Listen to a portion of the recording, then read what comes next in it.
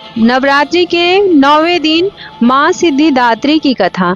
माँ सिद्धिदात्री की कथा इस प्रकार से है। श्रोताओं, आज आश्विन मास के शुक्ल पक्ष की महानवमी तिथि है और आज का दिन अष्ट सिद्धि प्रदान करने वाली माता सिद्धिदात्री को समर्पित है। आज के दिन माता सिद्धिदात्री की कथा को श्रवण करने से मनुष्य की सभी तरह के कार्यों की सिद्धि हो जाती है और माता उन सभी जातकों को अभय का वरदान देती है और बल, बुद्धि, विद्या के साथ ही शुभता का भी आशीर्वाद प्राप्त होता है। तो भक्तों, आज मैं आपको सुनाने जा रही हूँ नवरात्रि में सुनी जाने वाली माता सिद्धिदात्री की बड़ी ही दुर्लभ कथा। इसीलिए भक्तों, इन कथाओं को बड़ी ही श्रद्धा और प्रसन्न चित्त मन से पूरा सुनिए, क्योंकि आधा अधूरा ज्ञान किसी काम की नहीं होती है। और तो चलिए बिना समय गवाते हुए कथा को शुरू करते हैं। एक समय पर जब सृष्टि में अंधकार छा गया था, तब एक दिव्य शक्ति ने जन्म लिया जो महाशक्ति के अलावा और कोई नहीं थी। देवी शक्ति ने ब्रह्मा, विष्णु और महादेव की त्रिमूर्ति को जन्म दिया और तीनों को संसार के लिए अपने कर्तव्यों को निभाने के लिए अपनी भूमिका समझने की सलाह दी। श्रोताओं, तब उनके कहे अनुसार त्रिदेव एक महासागर के किनारे बैठ गए और कई वर्षों तक तपस्या की। तब माँ देवी ने सिद्धिदात्री के रूप में उन्हें दर्शन दिए और तीनों को अपनी शक्तियों के रूप में पत्नियां दी, ताकि वे लोग उनकी मदद से सृष्टि रचना का कारोबार कर सके और धीरे धीरे सृष्टि में सब कुछ निर्माण हो सके। भक्तों, इस तरह माँ सिद्धिदात्री की कृपा से सृष्टि की रचना, पालन और संहार का कार्य संचालित हुआ। उस समय भगवान शिव ने माता सिद्धिदात्री की कठोर तपस्या करके 8 सिद्धियों को प्राप्त किया था। साथ ही माँ सिद्धिदात्री की कृपा से भगवान शिव का आधा शरीर देवी का हो गया और वे अर्धनारीश्वर कहलाए। भक्तों, माँ दुर्गा का यह अत्यंत ही शक्तिशाली स्वरूप है, जिससे इस ब्रह्मांड की शक्ति देवी दुर्गा है, जिन्होंने समय समय पर विभिन्न रूप धारण करके प्रकृति और सृष्टि के संरक्षण का कार्यभार संभाला। जब किसी दैत्य के सामने देवताओं के युद्ध कौशल कम पड़ जाया करते थे, तो स्वयं माँ आदिशक्ति भवानी सिद्धिदात्री ने अपने पुत्रों का रक्षण किया। माता सिद्धिदात्री देवी दुर्गा जो न सिर्फ नारी शक्ति का स्वरूप है, बल्कि भक्तों की आस्था का परम पात्र भी है। भक्तों, फिर एक समय पर महिषासुर नामक एक भयंकर राक्षस ने चारों ओर हाहाकार मचा दिया, जिससे वह जहां तहां मौत का नाच नचाता था और उसके गण ऋषियों के यज्ञों में विघ्न उत्पन्न करते थे। भक्तों, महिषासुर को वरदान प्राप्त था कि कोई भी देव, पशु या नर उसका वध नहीं कर सकता। इसीलिए स्वयं त्रिदेव भी उसको मारने में असमर्थ थे। तब निरंकुश दैत्यराज महिषासुर ने अपने वरदान को कवच के रूप में उपयोग करते हुए देवलोक में भी अपना आधिपत्य जमा लिया और देवों को वहां से निकाल फेंका और देवताओं के यज्ञ भाग को भी उसने अपने बस में कर लिया।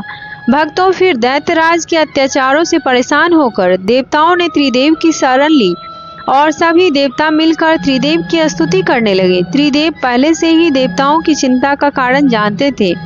यह सब जानकर भगवान शिव मुस्कुराए और बोले, हे नारायण, अब समय आ गया है कि हम अपने तेज से इस सृष्टि की रक्षिका देवी दुर्गा का आह्वान करें। तब भगवान विष्णु और ब्रह्मदेव ने भी इस पर सहमति जताई। फिर भक्तों, इसके बाद भगवान शिव, विष्णु और ब्रह्मदेव के तेज से एक महातेज उत्पन्न हुआ।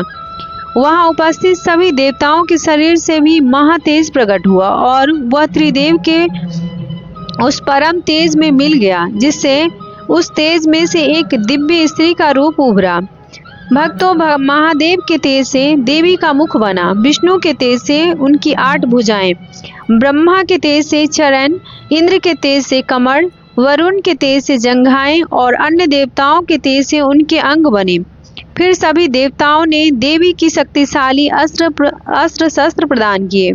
महादेव ने त्रिशूल, विष्णु ने दिव्य चक्र, ब्रह्मदेव ने कमंडल और इंद्र ने वज्र, सागर ने सुंदर रत्नों से सजे आभूषण, हिमालय ने सिंह सवारी और विश्वकर्मा ने दिव्य शस्त्र प्रदान किए। भक्तों, देवी दुर्गा का यह स्वरूप अत्यंत तेजस्वी और भयानक था। उनके इस अद्भुत रूप को देखकर सभी देवताओं ने हाथ जोड़कर स्तुति की और उन पर पुष्प की वर्षा की। फिर देवी प्रसन्न होकर बोली, हे देवताओं, बताओ मेरा प्रादुर्भाव किस प्रयोजन से किया गया है। मैं तुम्हारी समस्या का समाधान अवश्य करूंगी। तब देवताओं ने अपनी समस्याएं माता के समक्ष रखी और फिर देवी के विकराल रूप धारण कर दैत्यराज की सेना का विध्वंस किया और अंत में महिषासुर का वध कर दिया। भक्तों, इसी प्रकार एक समय दुर्गम नामक एक महाबली असुर था जिसने ब्रह्मा जी की कठोर तपस्या करके अद्भुत वरदान प्राप्त किया। उस वरदान के प्रभाव से दुर्गमासुर ने वेदों का अपहरण कर लिया, जिससे धार्मिक क्रियाएं और आस्थाएं लुप्त हो गईं। संसार में घोर अकाल पड़ गया और सभी जीव अन्न जल के लिए त्राहि त्राहि करने लगे और तीनों लोकों में हाहाकार मच गया और देवता भयभीत हो गए। भक्तों, फिर सभी देवता मां भवानी की शरण में गए और उनसे प्रार्थना करने लगे, हे मां भवानी, आप असुरों का संहार करने वाली हैं। आपने पहले भी शुंभ निशुंभ, चंड मुंड, मधुकैटभ और महिषासुर जैसे दैत्यों का वध कर हमारी रक्षा की है। कृपा करके दुर्गमासुर का भी अंत करके हमारी रक्षा कीजिए। तब देवताओं की यह विनती सुनकर मां भवानी प्रसन्न हो गई और उन्होंने जल की अनंत धाराएं प्रवाहित कर चारों ओर जल फैला दिया, जिससे गाय को घास, जीवों को अन्न और सभी को जल प्राप्त हुआ। संसार की रक्षा कर मां भवानी ने एक सुरक्षा चक्र का घेरा बनाया और स्वयं उसकी रक्षा में खड़ी हो गई। फिर भक्तों, दुर्गमासुर ने देवी मां की शक्ति देखकर चिंतित होकर असुरों की सेना से देवी पर आक्रमण करवा दिया। तब मां भगवती ने सुंदर और शक्तिशाली रूप धारण कर अस्त्र शस्त्र से सुसज्जित होकर विराट रूप में समस्त असुरों का नाश किया और अपने त्रिशूल से दुर्गमासुर का वध किया। इसी कारण मां भगवती संसार में दुर्गा के नाम से विख्यात हुई और दुर्गमासुर का वध करके उन्होंने संसार में धर्म की स्थापना की।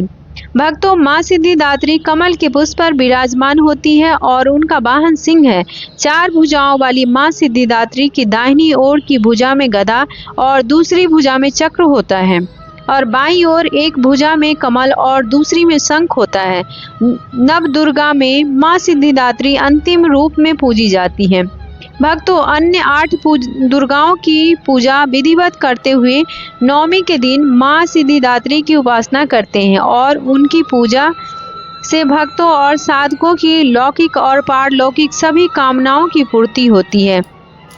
तो भक्तों, मैं आशा करती हूँ कि आपको ये कथा पसंद आई होगी और यदि इस चैनल पर नए हैं तो चैनल को लाइक और सब्सक्राइब करें और शेयर करना न भूलें। साथ ही कमेंट बॉक्स में जय माता दी जरूर लिखें। जय मां सिद्धिदात्री, जय मां दुर्गा और ओम नमः शिवाय जरूर लिखें। धन्यवाद।